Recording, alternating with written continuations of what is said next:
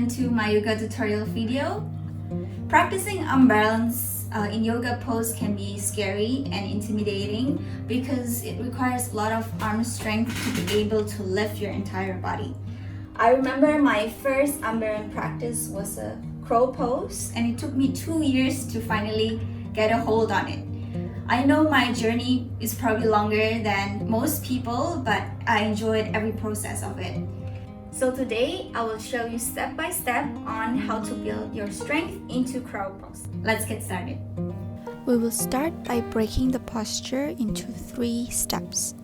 First is going to be mastering the weight transfer from your feet to your hands. Spreading those fingers nice and wide, we'll start from a tabletop position. Your arms are shoulder width apart and your feet are hips distance apart. Now come up on your tippy toes, lift your heel off the mat and start placing your knees at the back of your tricep or under your armpit. Keep your gaze forward, not looking down. Now let's just practice to transfer the weight forward and transfer it back to your feet. As the weight comes forward, your elbows will slightly bend, and remember to keep the knees and tricep connected. Do it a couple of times. Try to get yourself feeling comfortable with this weight transfer. Step 2 is going to be lifting 1 foot off the ground at a time.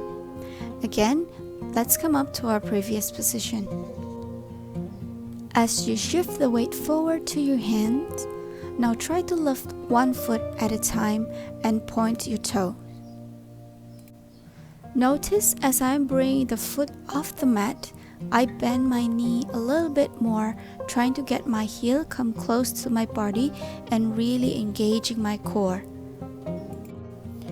Again, practice this as many times as you need. Now for the last step is going to be lifting both feet off the mat. Again, knees are over the triceps. Bring your weight forward. Lift and point 1 foot, and then shift your weight further forward and lift the other foot up. Balance and breathe. Try to hold it here for at least 5 deep breaths. It will take some time to truly master this pose, and each individuals are different. So some people can even do it within a few times of practices. Some people would have to practice a little bit longer, and that's totally okay.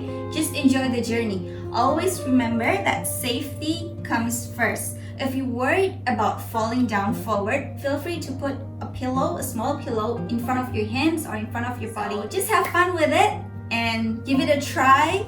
Enjoy your journey. Stay happy and healthy. I'll see you on my next video.